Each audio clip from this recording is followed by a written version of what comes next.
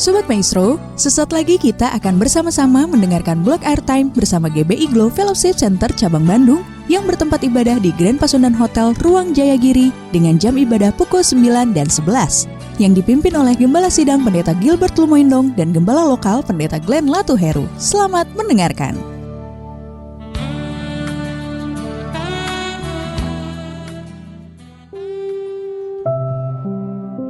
Selamat malam Sobat Maestro yang dikasih dalam Tuhan, Shalom. Puji Tuhan, saudara yang dikasih dalam Tuhan, Sobat Maestro dimanapun Sobat Maestro berada malam hari ini, baik yang masih ada dalam kendaraan atau yang sudah mendengarkan program Block Airtime ini di rumah saudara masing-masing. Doa saya menyertai saudara agar umat Tuhan di mana-mana tempat mendengarkan siaran ini tetap kuat, tetap terus setia, tetap terus hidup dalam pemeliharaan dan berkat Tuhan. Puji Tuhan, masih bersama saya Pendeta Glenn Latuheru yang selama 25 menit ke depan kurang lebih saudara dikasih dalam Tuhan, kita akan sama-sama merenungkan satu kebenaran firman Tuhan. Yang saya percaya firman Tuhan adalah terang buat jalan kita, firman Tuhan adalah pelita bagi langkah kita, dan firman Tuhan akan menuntun kita ke dalam seluruh rencana dan janji-janji Tuhan. Katakan amin. Puji Tuhan. Mari kita berdoa saudara dikasih dalam Tuhan. Kita akan merenungkan firman Tuhan. Bapa, terima kasih buat anugerah-Mu. Terima kasih buat kasih setia Tuhan dalam kehidupan kami. Kami bersyukur karena hari ini kami kembali diberikan kesempatan untuk merenungkan firman Tuhan. Kami percaya hari ini atau malam ini adalah malam berkat, malam mujizat, malam lawatan Tuhan. Karena kami percaya tatkala kami mendengarkan firman Tuhan, maka Roh Kuduslah yang akan menopang, menolong, memampukan kami untuk kami mengerti dan memahami setiap kebenaran-Mu. Di dalam nama Yesus, Roh Kudus yang bicara bagi masing-masing kami supaya kami mengerti dan memahami rencana Tuhan atas kami. Dalam nama Yesus kami berdoa. Haleluya. Amin. Amin. Puji Tuhan. Nah, saudara dikasih dalam Tuhan, Sobat Maestro, hari ini saya mau sharing satu kebenaran firman Tuhan yang saya beri topik tema kepunyaan Tuhan. Iya kan? Kita mesti sadar bahwa hidup kita adalah milik kepunyaan Tuhan. Amin. Itu sebabnya kalau kita milik kepunyaan Tuhan, maka kita nggak usah takut menghadapi apapun. Kenapa? Karena kita sudah dibeli. Kita adalah milik kepunyaan Tuhan. Kalau barang, sebuah benda, sebuah barang masih ada di sebuah toko, maka itu akan tetap menjadi milik toko, kepunyaan toko, iya kan? Tapi ketika barang dan benda itu dibeli oleh seseorang, maka benda itu, barang itu menjadi milik kepunyaan orang itu yang membelinya. Demikian pula kehidupan saudara dan saya. Kita adalah pribadi-pribadi yang telah dibeli dengan darah Yesus. Kita adalah pribadi-pribadi yang telah dibayar mahal oleh korban kematian Yesus. Itu sebabnya kita bukan lagi milik di kita sendiri, tapi kita adalah milik kepunyaan Tuhan. Sama-sama bilang di rumah saudara masing-masing, saya milik kepunyaan Tuhan. Amin saudara. Yesaya 44 ayat 1 sampai dengan ayat 5. Apa yang dikatakan di sana? Tetapi dengarlah hai Yakub hambaku dan hai Israel yang telah kupilih. Beginilah firman Tuhan yang menjadikan engkau. Ingat, kita dijadikan oleh firman Tuhan yang membentuk engkau sejak dari kandungan dan yang menolong engkau. Jadi Tuhan menciptakan kita, Tuhan membentuk kita, dan Tuhan juga yang menolong kita. Katakan amin. Amin saudara. Jadi bukan hanya dia menjadikan dan membentuk kita, lalu membiarkan kita begitu saja. No. Tuhan menjadikan kita, membentuk kita, menyelamatkan kita, dan dia juga yang akan memelihara dan menolong kita. Katakan amin. Jadi hari-hari ini yang kita lalui betul ada badai, betul ada masalah, betul ada pergumulan, bahkan ada rancangan-rancangan orang jahat yang berusaha menjatuhkan saudara dan saya, berusaha memfitnah saudara dan saya. It's okay. Dia yang menyelamatkan saudara dan saya, maka dia juga yang bertanggung jawab atas hidup saudara dan saya. Amin. Dia bukan Allah yang hanya ketika menyelamatkan kita, dia selesai begitu saja lalu pergi meninggalkan kita. No. Dia menyelamatkan kita, dia juga yang memelihara hidup kita. Sama ketika bangsa Israel diselamatkan dari perbudakan di tanah Mesir, dalam perjalanan menuju tanah perjanjian, Tuhan yang menyertainya dengan tiang awan dan tiang api. Bahkan Alkitab mencatat baju, jubahnya, kasutnya tidak menjadi rusak. Kenapa? Itu bukti pemeliharaan Tuhan. Amin. Ayat 2 dari Yesaya 44. Beginilah firman Tuhan yang menjadikan engkau, yang membentuk engkau sejak dari kandungan dan yang menolong engkau. Janganlah takut, hai hambaku Yakub dan hai Yesyurun yang telah kupilih. Ayat 3. Sebab aku akan mencurahkan air ke atas tanah yang haus dan hujan lebat ke atas tempat yang kering. Aku akan mencurahkan rohku ke atas keturunanmu dan berkatku ke atas anak cucumu. Ini jaminannya, saudara dikasih dalam Tuhan. Ketika Tuhan membentuk kita, menjadikan kita, menyelamatkan kita, maka Dia juga yang memelihara setiap kita. Dia yang mencurahkan rohnya atas setiap kita, atas keturunan-keturunan kita, dan berkat-berkatnya bukan hanya sampai kepada kita, tapi sampai kepada anak cucu kita. Katakan amin. Iya kan? Iya kan? Sehingga akhirnya kita mengerti hidup kita terpelihara bukan hanya sampai di saya. Anak cucu orang benar tidak akan meminta-minta roti. Anak cucu orang benar akan terpelihara. Singa muda boleh merana kelaparan, tapi orang-orang yang takut akan Tuhan tidak akan kekurangan suatu apapun yang baik. Haleluya. Ayat keempat, mereka akan tumbuh seperti rumput di tengah-tengah air, seperti pohon-pohon gandarusa di tepi sungai. Yang satu akan berkata, aku kepunyaan Tuhan. Yang lain akan menyebut dirinya dengan Yakub, dan yang ketiga akan menuliskan pada tangannya kepunyaan Tuhan, dan akan menggelari dirinya dengan nama Israel. Nah, saudara dikasih dalam Tuhan, kita mengerti kita adalah milik kepunyaan Tuhan. Kapan kita mengerti kita milik kepunyaan Tuhan? Ketika Yesus mati di atas kayu salib, ketika saudara dan saya menerima Dia sebagai pribadi, satu-satunya pribadi yang menyelamatkan hidup kita, menjadi Tuhan, menjadi juru selamat dalam kehidupan kita. Disitulah kita menjadi milik kepunyaan Tuhan. Amin. Makanya dalam Yohanes 15 ayat 16 Yesus bilang, bukan kamu yang memilih aku, bukan kita yang memilih saudaraku, tapi Yesus yang memilih saudara dan saya. Dan Yesus telah menetapkan saudara dan saya untuk pergi dan menghasilkan buah, dan buah itu tetap, supaya apa yang kamu minta kepada Bapa dalam namaku diberikannya kepada. Amin. Jadi bukan kita yang memilih. Tuhan Yesus memilih saudara dan saya. Tuhan Yesus menyelamatkan saudara dan saya. Maka jaminannya jelas. Kita adalah orang-orang pilihan. Kita adalah umat tebusannya. Kita dipilih, kita dibentuk, kita diselamatkan, kita dipimpin masuk ke dalam perjanjian Tuhan. Dan selama perjalanan itu, Tuhan pelihara kita. Makanya Alkitab mencatat kisah kehidupan bangsa Israel dalam ketika zaman perbudakan, dibebaskan Tuhan, masuk dalam perjalanan di Mesir, di tanah perjanjian, di padang gurun, dan sampai masuk ke tanah perjanjian, saudaraku. Itu adalah contoh. Amin. Alkitab bilang itu adalah contoh supaya kita jangan sampai melakukan apa yang tidak disenangkan oleh Tuhan, sama seperti bangsa Israel melakukannya dan dibinasakan mereka. Jadi kita tinggal belajar dari firman Tuhan apa yang kita harus lakukan tatkala kita sedang ada dalam perjalanan di padang gurun. Ya, saya sebut kita ini sedang berjalan di padang gurun, bahkan secara khusus di masa-masa pandemik ini. Tapi dengar baik, sekalipun bangsa Israel berjalan di padang gurun, dia tetap dipelihara oleh Tuhan. Amin. Mereka tetap dipelihara oleh Tuhan. Mereka tidak kekurangan suatu apapun yang baik. Mereka makan sampai kenyang, mereka minum sampai kenyang. Bahkan Alkitab mencatat ketika mereka menginginkan daging, ya kan, Tuhan memakai angin untuk mengirimkan burung-burung puyuh kepada mereka, berjatuhan depan-depan kemah mereka. Tapi jangan sampai kita jatuh juga dalam kesalahan yang sama sehingga sebagian besar bangsa Israel dibinasakan oleh Tuhan di padang gurun. Apa itu? Mengeluh bersungut-sungut, mengeluh bersungut-sungut. Hati-hati. Mereka sudah banyak menerima segala yang baik daripada Tuhan. Mereka sudah melihat begitu banyak mujizat. Laut terbelah, mereka berjalan di tengah-tengahnya. Bahkan mereka melihat dari tidak ada air, keluar terpancar air dari batu karang. Mereka melihat bagaimana Tuhan menjatuhkan setiap pagi roti mana di depan kemah mereka masing-masing. Tapi bagian mereka, sebagian daripada mereka bersungut-sungut terus, mengeluh terus, komplain terus. Mereka lupa mereka adalah umat pilihan.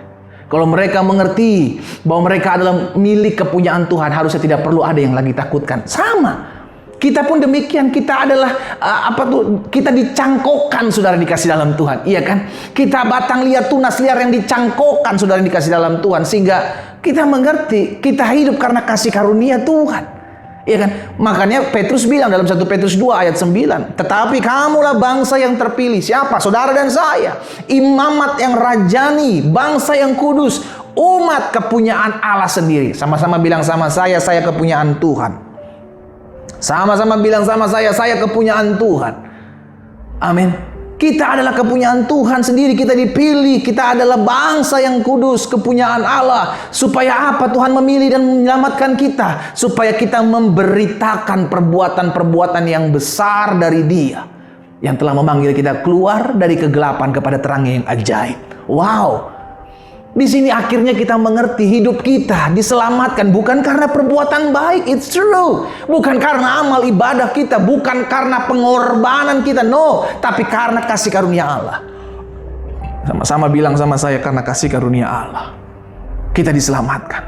Nah, kita mesti mengerti apa dasarnya ini menjadi milik kepunyaan Tuhan. Iya kan? Apa dasarnya kita ini percaya bahwa saya ini milik kepunyaan Tuhan? Karena kita mesti punya dasar. Yang pertama saya pelajari, kita menjadi milik kepunyaan Tuhan berdasarkan apa? Penebusan Kristus.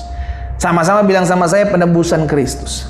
Roma 3 ayat 23-24, karena semua orang telah berbuat dosa dan telah kehilangan kemuliaan Allah. Dan oleh kasih karunia, kita diselamatkan karena kasih karunia. Semua orang telah dibenarkan dengan cuma-cuma karena penebusan dalam Kristus Yesus. Jadi saudara dan saya, ketika kita menerima Yesus Kristus sebagai Tuhan dan Juru Selamat, kita mengaku segala dosa kita, meminta Dia memimpin hidup kita, mengampuni kita, dan menjadikan Dia satu-satunya pribadi dan Juru Selamat dan Tuhan kita. Maka saat itu saudara dikasih dalam Tuhan, hidupmu, hidupku, kita dibenarkan dengan cuma-cuma.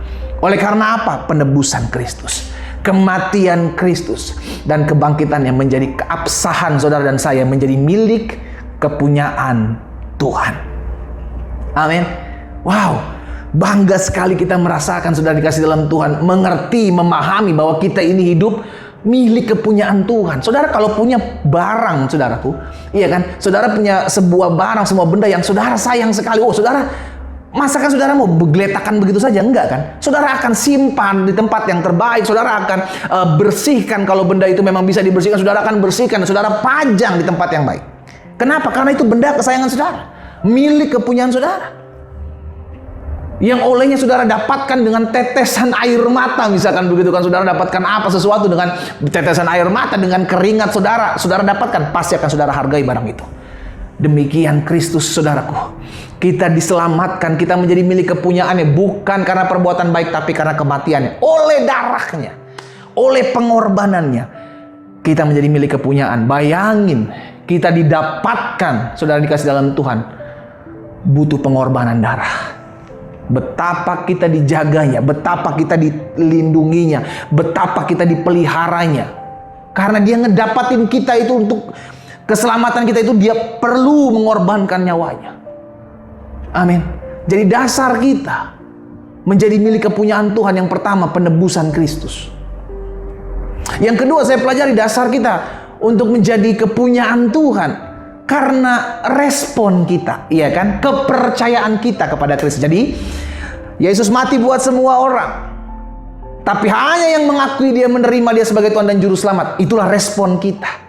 Tapi Yesus mati buat semua orang, Yohanes 3 ayat 16, karena begitu besar kasih Allah akan dunia ini, sehingga Ia mengasihi Allah akan dunia, bukan hanya orang Kristen, bukan hanya pribadi kita, tapi dunia. Dia mati buat dunia, karya Dia buat dunia. Tapi hanya manusia yang meresponi kematiannya itu dan percaya kepada Dia yang diselamatkan. Oh, haleluya.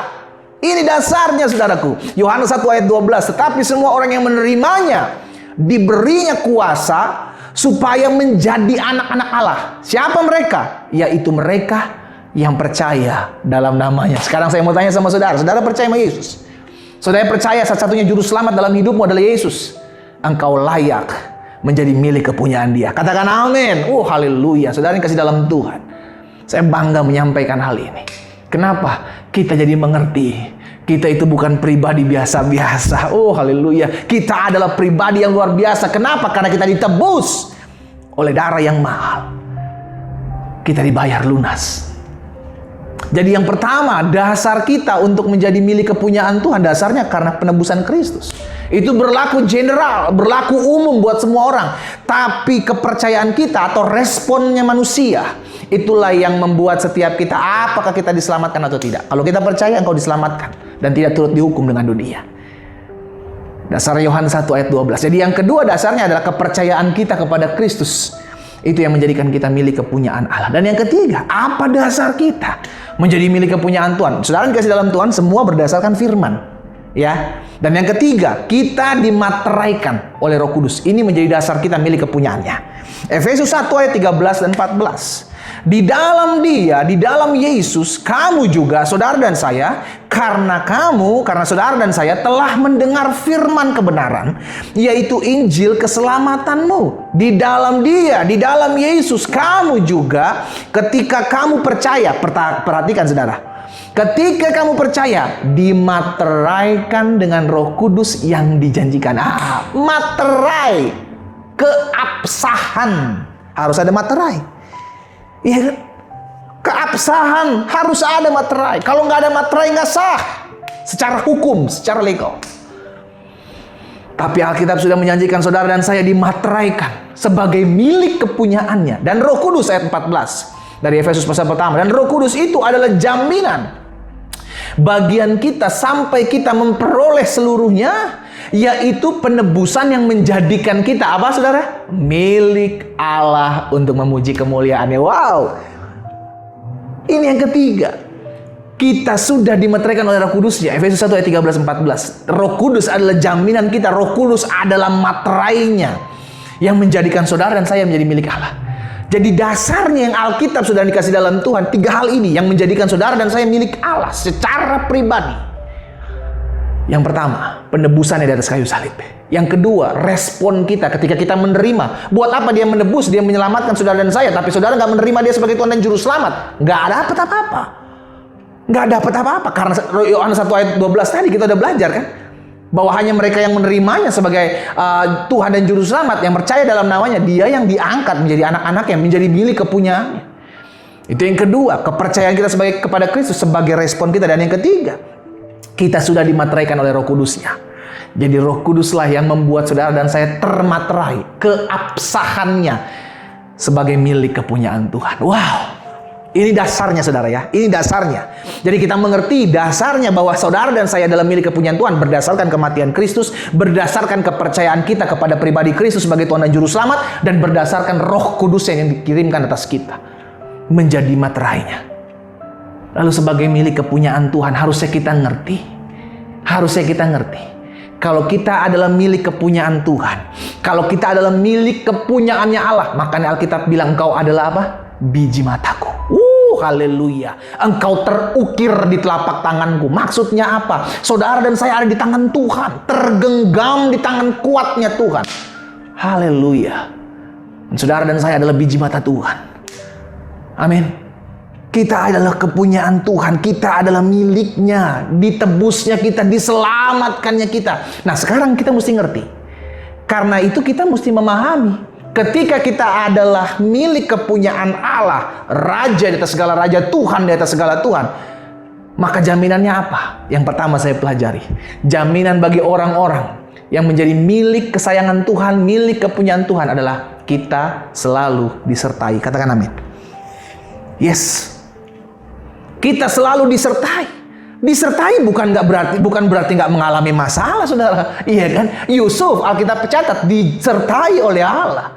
Tapi dia difitnah, tapi dia dimasukkan ke dalam penjara. Tapi tetap penyertaan Tuhan itu ada. Daud, saudara dikasih dalam Tuhan, dikejar-kejar, mau akan dibunuh, tapi dia disertai Tuhan. Sehingga aman hidupnya. Nah, ini yang kita mengerti. Jangan sampai kita salah. Disertai Tuhan bukan berarti tidak mengalami masalah. Disertai Tuhan bukan berarti nggak bisa difitnah. Disertai Tuhan bukan berarti nggak bisa dirancangkan yang jahat. Disertai Tuhan masih punya masalah. Sama-sama bilang sama saya disertai Tuhan.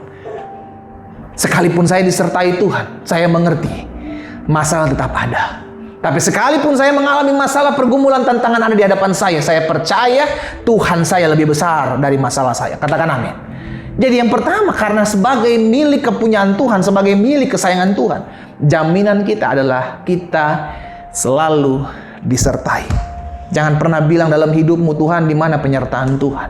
Jangan pernah bilang karena masalah pergumulan yang kau hadapi, karena tangisan air mata yang kau alami, sehingga engkau akhirnya berkata-kata dalam dirimu, jangan-jangan Tuhan sudah tidak lagi pergi menyertai saya. Jangan-jangan Tuhan sudah tidak lagi menyertai hidup saya. No, Tuhan selalu menyertai engkau. Jaminannya perkataan Yesus, aku tidak akan pernah meninggalkan engkau sampai kepada kesudahan zaman. Amin. Jadi yang pertama, sebagai milik kepunyaan Tuhan, milik kesayangan Tuhan, wow, maka jaminannya bagi kita selalu disertai. Ingat, disertai Tuhan bukan berarti nggak mengalami masalah. Tapi sekalipun mengalami masalah, kita akan keluar sebagai orang-orang yang lebih daripada pemenang. Haleluya. Yang kedua, karena sebagai milik kepunyaan Tuhan, Sebagai kesayangannya Tuhan, maka jaminan bagi kita apa? Ada pembelaan Tuhan. Ini yang saya bilang. Jangan sampai engkau ngotorin tanganmu untuk melakukan pembalasan. Kenapa? Karena pembalasan adalah milik Tuhan. Amin.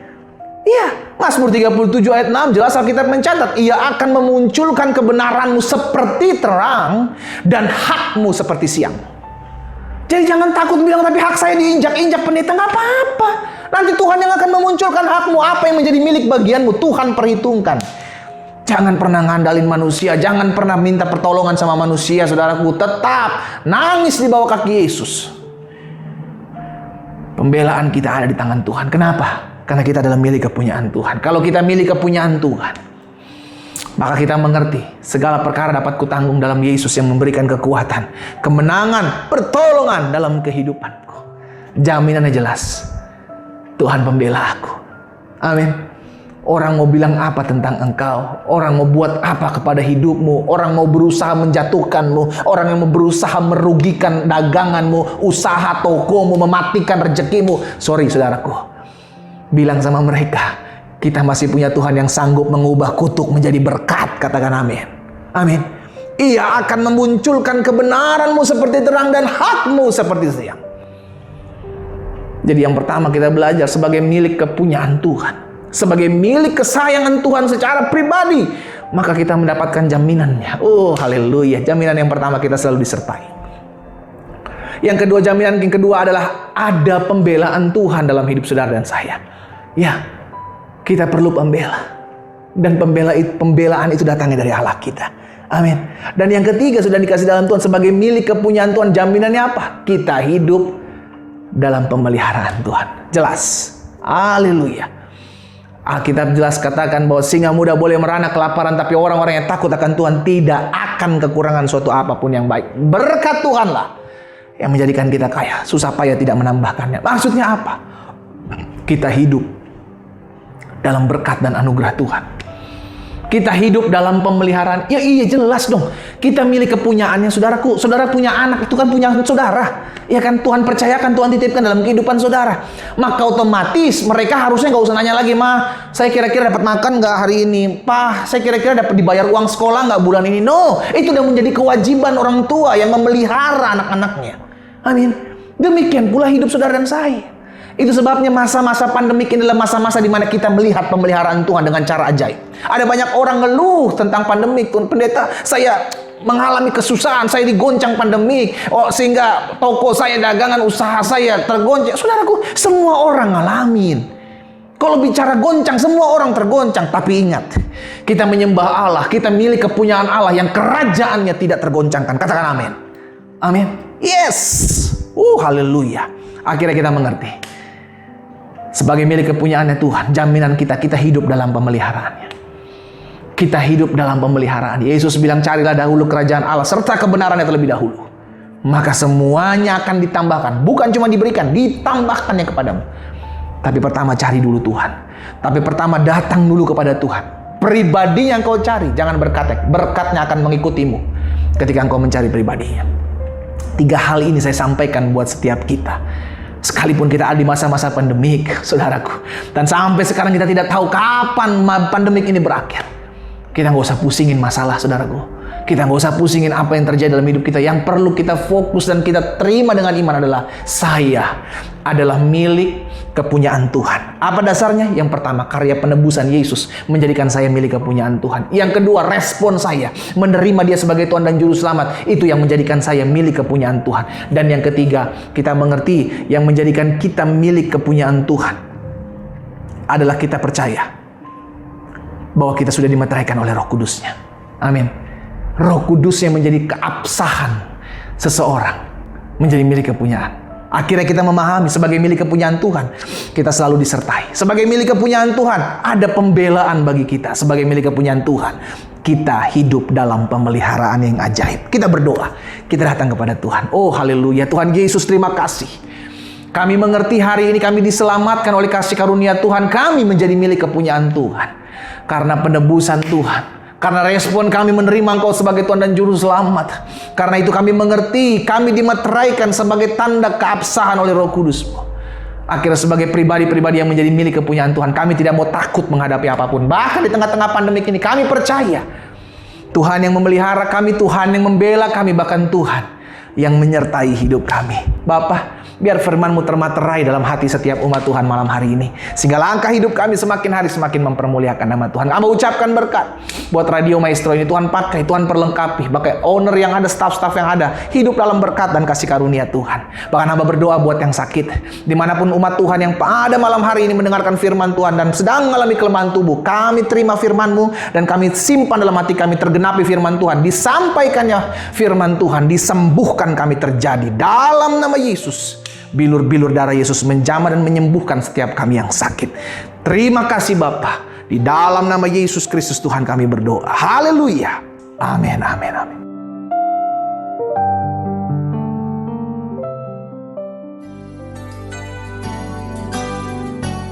Sobat Maestro, Anda baru saja mendengarkan blog Airtime bersama GBI Glow Fellowship Center Cabang Bandung yang bertempat ibadah di Grand Pasundan Hotel Ruang Jayagiri dengan jam ibadah pukul 9 dan 11. Yang dipimpin oleh Gembala Sidang Pendeta Gilbert Lumoindong dan Gembala Lokal Pendeta Glenn Latuheru. Untuk informasi, doa dan konseling dapat menghubungi Pendeta Glenn Latuheru di nomor 0813 5607 8506. Terima kasih atas kebersamaan Anda dan Tuhan Yesus memberkati.